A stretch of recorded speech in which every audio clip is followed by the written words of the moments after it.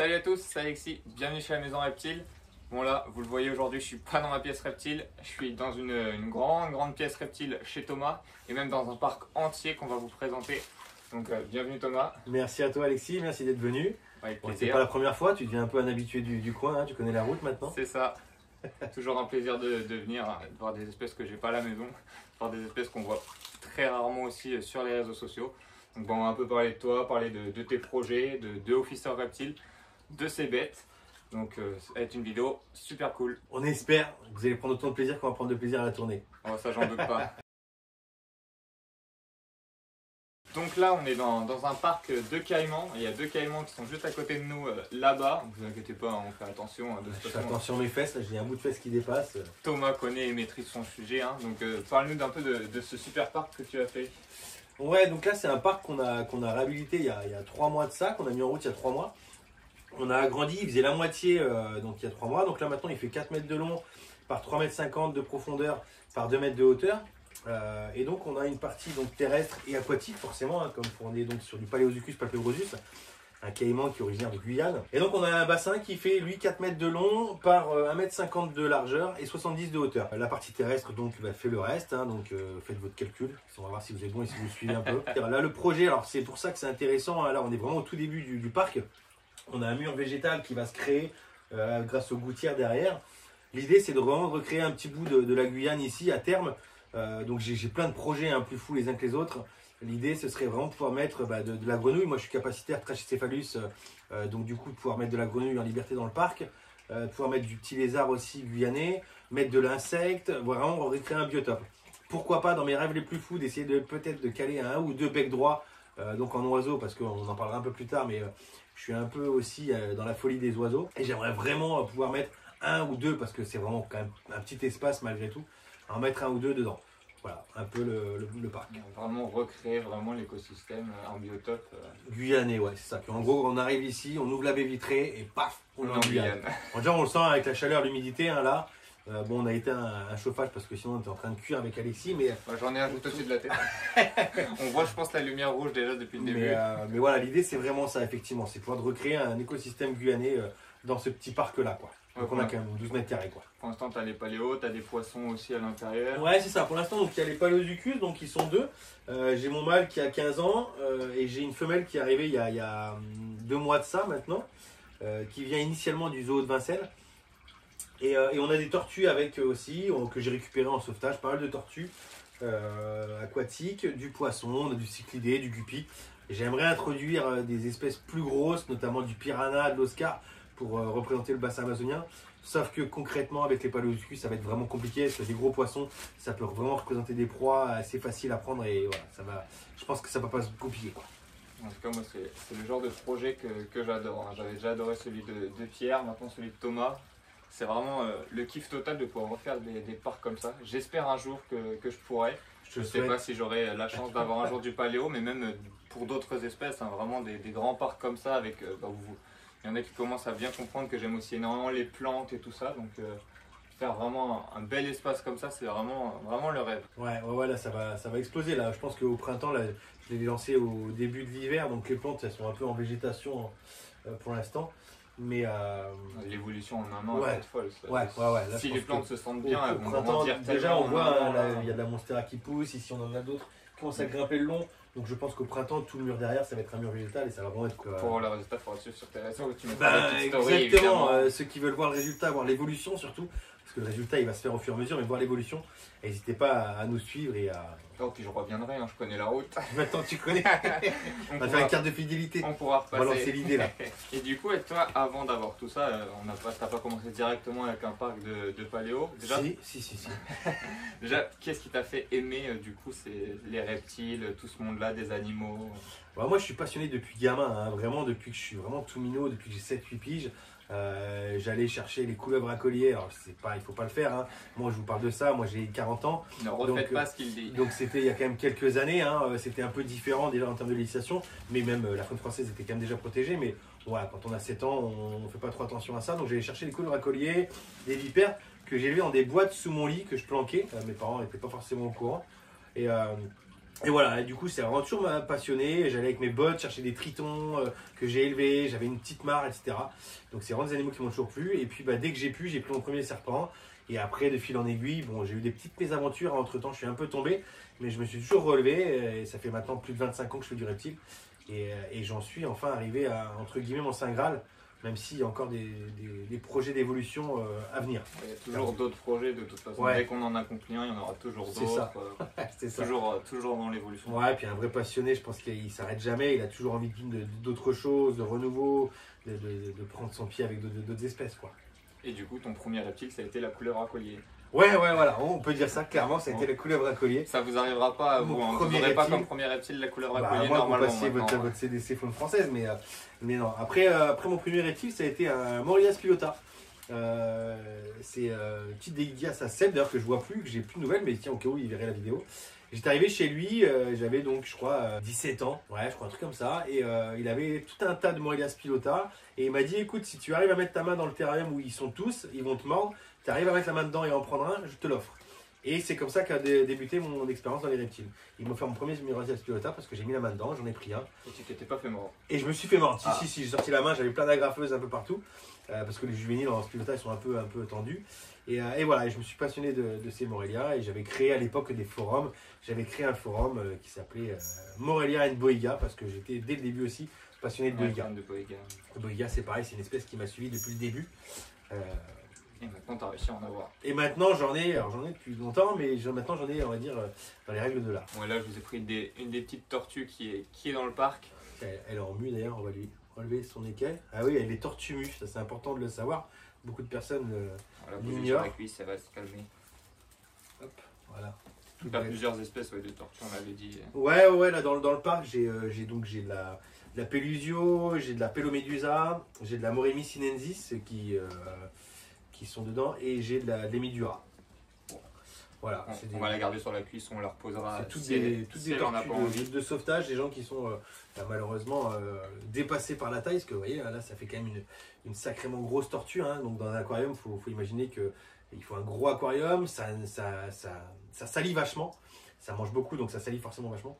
Donc c'est tous des gens qui me les ont placés gracieusement, et là elles sont trop bien, elles vivent leur meilleure vie dans le bassin avec les caïmans, et à terme, les tortues africaines vont passer dans un autre parc où il y aura un autre bassin et pour pouvoir mieux un peu respecter leurs besoins. De toute façon, c'est ce que j'essaye de dire souvent, hein, c'est quand vous achetez un animal juvénile petit, pensez encore une fois qu'il grandisse énormément. J'en ai parlé justement sur Insta cette semaine avec l'iguane, que j'ai récupéré tout petit, qui maintenant est déjà très grand. Je vous mettrai une photo d'un iguane adulte là justement après. Ça grandit les animaux, donc pensez à vous renseigner sur la taille adulte. Voilà, on s'égare un petit peu de l'interview, mais voilà, c'est toujours des petits trucs assez importants à rappeler. Et du coup, pourquoi tu as voulu être capacitaire? Alors là, c'est une grande question. Pourquoi j'ai voulu être capacitaire? Alors moi, en toute honnêteté, je vais être franc, vous le verrez avec le temps que je suis quelqu'un d'assez franc et direct. J'ai longtemps été hors la loi. Je cautionne pas du tout mon parcours, hein, clairement. Si c'était à refaire, je ferais les choses différemment. D'ailleurs, je motive les gens à le faire différemment. Mais voilà, j'ai eu, moi pour la petite histoire, j'ai eu 3 saisies sur tout mon parcours de reptile. Parce que j'étais dans on va dire, une région où j'ai pas été très épaulé. Et que comme j'étais un vrai passionné, c'est pas une saisie qui m'a fait arrêter les choses. Donc j'ai recommencé. Et voilà. Donc du coup, c'est vrai qu'au jour d'aujourd'hui, j'ai voulu me mettre en règle parce que je veux pouvoir partager ma passion, je veux pouvoir que mes enfants puissent en parler librement. Je veux que quand ça sonne à la porte, pas avoir cette boule au ventre de me dire on risque de me saisir mes animaux avec lesquels je vis depuis 10-15 ans pour certains et auxquels je tiens énormément en termes d'affect. Donc voilà, donc pour toutes ces choses-là, c'est pour ça que j'ai passé mon CAPA. Alors je suis CAPA depuis 2017 pour des espèces non dangereuses. Et je suis CAPA donc pour du dangereux et venimeux depuis 2021. Déjà 4 ans. Donc déjà 4 ans, voilà. Mais il s'est passé entre temps toutes ces années où j'ai un peu joué au jeu du chat et de la souris. Et vraiment, je conseille à personne de le faire parce que c'est un peu faites ce que je dis, mais pas ce que je fais. Parce que clairement, on a plus à y perdre qu'à y gagner. Si j'avais su, je l'aurais fait depuis longtemps parce que ça m'a ouvert beaucoup de portes. Ça me permet de vraiment plus partager ma passion. Et clairement, j'ai perdu beaucoup d'années et beaucoup d'animaux aussi à jouer à ce jeu-là. Et c'est pas l'idée. Mais je remarque que la nouvelle génération est plus vraiment dans l'optique de se dire on va se former parce que c'est le plaisir. Moi, j'ai beaucoup de stagiaires qui viennent à la maison, qui n'ont pas forcément de projet de prendre du dangereux, du venimeux, mais juste ils ont envie de côtoyer ces animaux-là et de pouvoir les appréhender pour pouvoir mieux gérer, eux, leurs serpents, ne serait-ce qu'un boa ou un Morelia viridis. Ouais, ou même pour l'expérience. Pour l'expérience, voilà, ouais. J'en ai moi sur les réseaux qui ne veulent pas passer capacitaire, mais qui en voyant les vidéos de stage, les petites photos et tout d'espèces que je manipule, bah, ils se disent je ferais bien un stage juste pour faire un stage, apprendre certaines choses, avoir l'expérience d'avoir manipulé telle ou telle espèce, mais qui n'ont pas vraiment envie à la maison d'avoir du vraiment caïman, pour une fois pour l'expérience, l'avoir fait et se dire c'est cool quoi. C'est ça, mais ça c'est cool franchement et je trouve que c'est vachement plus cette nouvelle génération, mais peut-être parce qu'il y a plus justement d'influenceurs, de youtubeurs qui font voir réseaux, ça se montre beaucoup plus. Ça se fait plus voir qu'à l'époque moi des forums, c'est Loulou qui nous parle un peu, qui souffle. Est-ce qu'il y a la femelle qui a bougé, qui est passée derrière? Pas que je me fasse croquer une fesse en plein live quoi. Putain. T'as déjà fait croquer la main il n'y a pas longtemps? Ouais, j'ai déjà eu un petit dégât sur la main il y a pas très longtemps. Une erreur d'ailleurs de ma part. On en parlera ou pas, on verra plus tard. Pourquoi pas? T'en as déjà parlé aussi sur tes réseaux. Ouais, si les gens veulent savoir qu'est-ce que tu as fait et comment tu t'en es sorti. Ce qui s'est passé. C'est pareil, il faut aller le suivre sur ses réseaux, justement, suivre ses aventures aussi. Ouais. Tu te lances pas mal sur les réseaux en ce moment. Ouais, je développe un peu ça parce que du coup c'est vrai que je suis pas de la génération moi réseau. Je lance pour deux choses, c'est pour pouvoir partager déjà, et puis je me dis que si ça peut me permettre aussi, clairement, hein, je vais être franc encore une fois, de me permettre de passer plus de temps avec mes animaux parce que la visibilité m'aide par des partenariats, par des rémunérations de vues, etc. Moi j'ai cette franchise clairement tout le temps et je vais pas vous dire que je fais ça pour vos beaux yeux, même si j'adore vos yeux d'ailleurs. mais voilà, vraiment l'idée c'est ça, et du coup je me lance un peu sur Facebook, plus partager sur Insta, sur TikTok, donc n'hésitez pas à nous suivre en masse et puis donner de la force un peu là. Et donc maintenant que toi tu es capacitaire, t'encourages le maximum de personnes à devenir capacitaire, à faire des stages, à se former, à se renseigner, c'est vraiment important quoi. Ouais, c'est ça, complètement. Ouais, tout à fait. Moi je trouve qu'on a tout intérêt à être capable, surtout que quand on voit un petit peu ce qui se passe maintenant, alors même si moi je suis un vieux de la vieille, mais je suis forcément un peu tout ce qu'on nous tombe sur le dos, un peu nous passionnés d'animaux en tout genre, les animalistes qui veulent un peu éteindre notre passion. Alors il y a certaines choses qui sont effectivement véridiques, parce que moi on en parlera tout à l'heure, moi je suis un peu dans le milieu des perroquets aussi, et il y a des choses qui à mon sens devraient ne pas exister. Mais pour les reptiles, on devrait pouvoir permettre quand même aux gens de maintenir certaines espèces et non pas interdire en masse. Et voilà. Il faut que les choses soient bien faites, cadrées. Ouais, être plus dans la formation que dans la répression, clairement. Et c'est la chance que j'ai avec ma DDPP de ma région, c'est qu'ils sont plus dans la formation, dans l'accompagnement, plutôt que la répression, comme certaines régions. Ils vont mettre des bâtons dans les roues parce qu'ils veulent pas d'animaux, ils veulent pas de reptiles parce que pour eux c'est dangereux, c'est mal vu, etc. Je trouve qu'on devrait vraiment essayer d'être en masse tous à passer notre capa et à faire des formations pour pouvoir justement développer ce côté-là. Ouais, c'est vrai que selon le département où on est, des fois c'est pas aussi simple que d'autres. Il y a des départements, c'est beaucoup plus compliqué. Ouais, c'est clair. Donc s'il y en a qui n'ont pas de chance parmi vous, qui sont dans les mauvais départements, bonne chance. Force à vous. Ou alors déménager. Johan. Il y en a qui l'ont déjà fait juste pour ça, déménager de département. Ouais. Donc voilà, mais n'hésitez pas, du coup Thomas fait des stages, donc si vous voulez venir faire des stages pour vous former au certificat de capacité, ça vous pouvez, mais de toute façon on va reparler des stages un petit peu plus tard. Ah, il est venu, je sais pas si tu l'as vu. Peut-être qu'à la caméra on l'aura. Ah, ça serait trop cool. Il est juste venu choper parce que oui, j'ai pas dit, dans le parc des Paléos, il y a aussi de la néphila, la trichonéphila. Ah oui, la mouche. Et ouais, il y a une mouche qui s'est prise juste au-dessus de ma tête et j'ai vu la néphile descendre, l'attraper et la remonter. Elle est en train de l'enrouler, se faire sa petite réserve pour ce midi. C'est impressionnant. Tranquille. Bon il y en a une qui va pouvoir manger.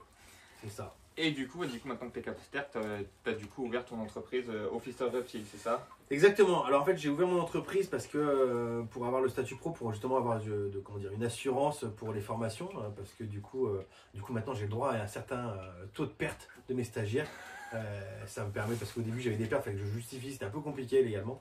Non, je plaisante, mais ouais, j'ai donc ouvert l'entreprise pour pouvoir pallier à ça, pour déclarer justement les formations que je fais. Donc je propose effectivement des formations CDC avec des animaux comme donc les varans, les colibridés au pistoglyphe. Je fais pas sur les paléosucus, je fais pas de manipulation, on fait du nourrissage, on fait pourquoi pas venir dans le parc pour les observer, mais je fais pas de manipulation proprement dit sur ces animaux parce que j'estime qu'ils n'ont pas à être manipulés, c'est des animaux qui sont quand même vachement farouches, qui mettent beaucoup de temps à se remettre d'un choc émotionnel. Et du coup, voilà, c'est pas quelque chose que j'ai envie d'infliger à mes animaux. Ouais, souvent, si on les manipule, après, ils sont quelques temps sans manger, tu m'avais déjà dit. C'est ça, ouais. Moi, quand j'ai dû pucer mon mâle, donc il y a 15 ans, il m'a boudé pendant 6 mois, quoi. Pendant 6 mois, je rentrais, il soufflait, il voulait pas manger, enfin, c'était compliqué. On se faisait la gueule, on faisait lit à part. Ouais, du coup, c'est pas le but, juste pour le plaisir Bah, de manipuler, d'avoir ça non. après, vraiment en extrême nécessité, quoi. C'est ça. Et donc, c'est aussi pour ça que donc, Officer Reptile, donc l'entreprise, hein, je fais des formations, mais j'en fais bien moins que je n'en faisais au tout départ. Parce que je préfère espacer. Alors, pour deux choses. Déjà, j'ai envie de profiter de mon temps que j'ai avec mes enfants, parce que j'ai aussi une vie de famille à côté. Et un autre travail. Et un autre travail Il y en aussi. a à quand côté. disent qu'on a l'entreprise, ils pensent que Voilà, c'est une entreprise à côté du vrai travail. C'est ça, ça ne me permet pas d'en vivre du tout. On va dire que c'est un petit plus qui participe un peu aux frais d'électricité, de bouffe, etc. Mais c'est plus vraiment dans l'optique de partager et de partager mon savoir-faire. Mais voilà, c'est vrai que j'en fais moins parce que j'espace les formations pour que les reptiles aient le temps de pas être manipulés tous les week-ends. Parce que malgré tout, quand moi je prends maximum 3 stagiaires, quand il y a 3 stagiaires qui prennent un varan, qui le prennent, qui le posent, qui le reprennent, qui le posent, l'animal il stresse.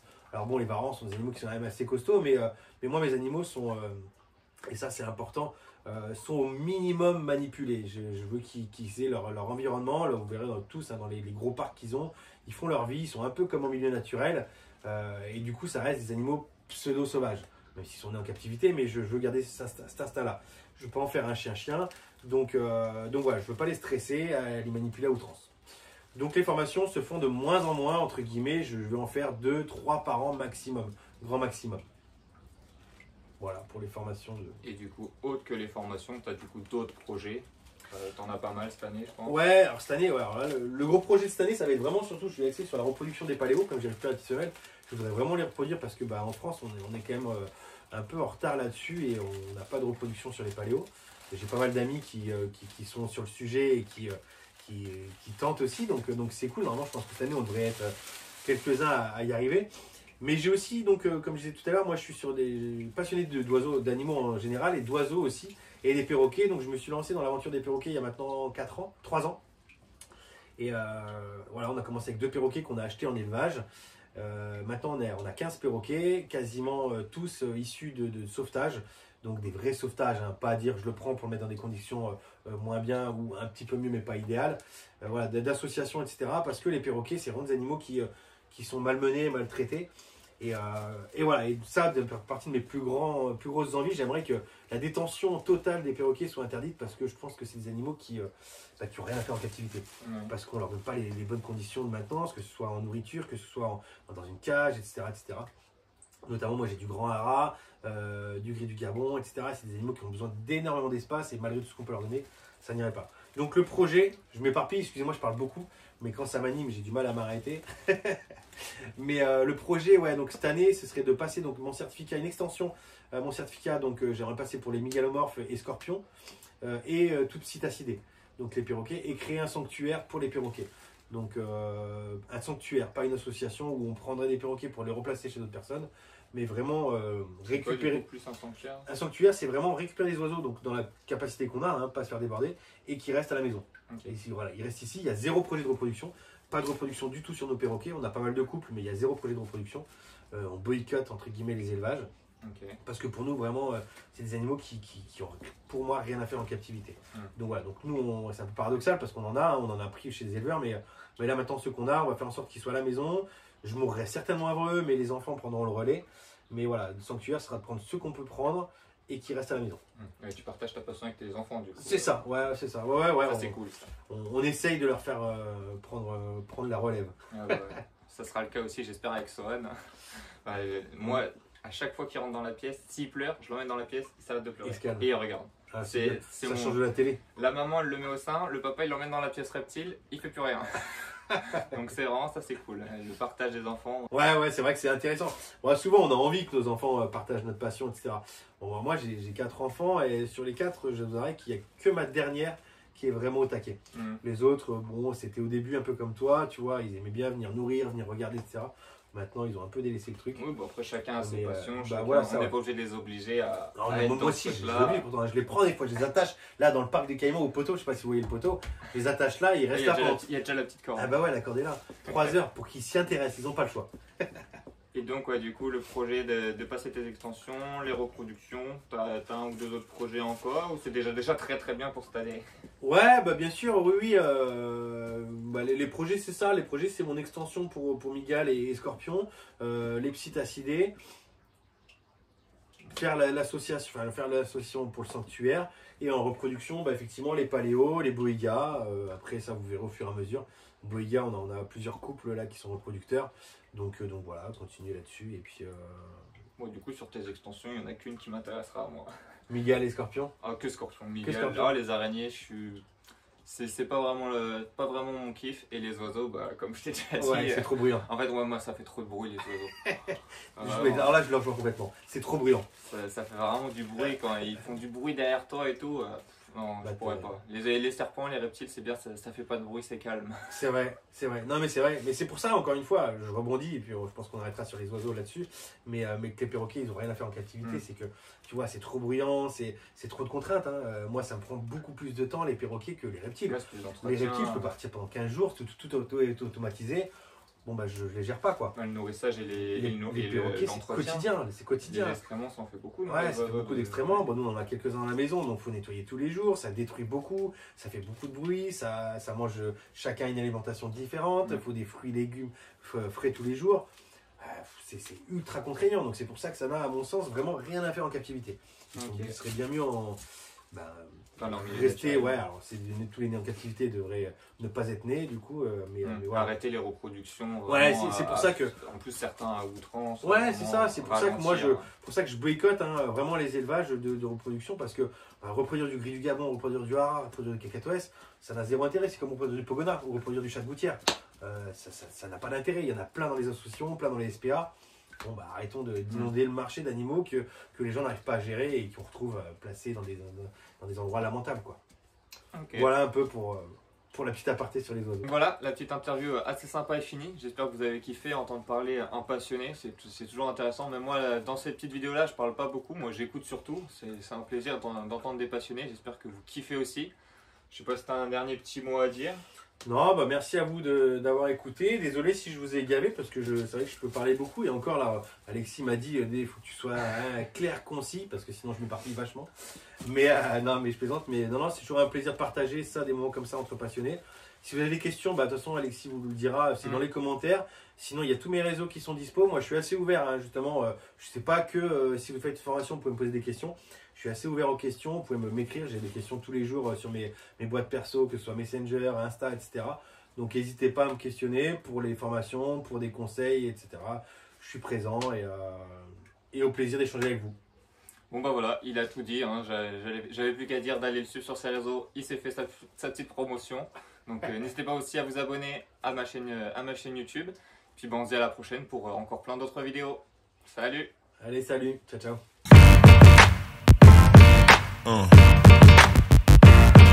Yeah. Yeah.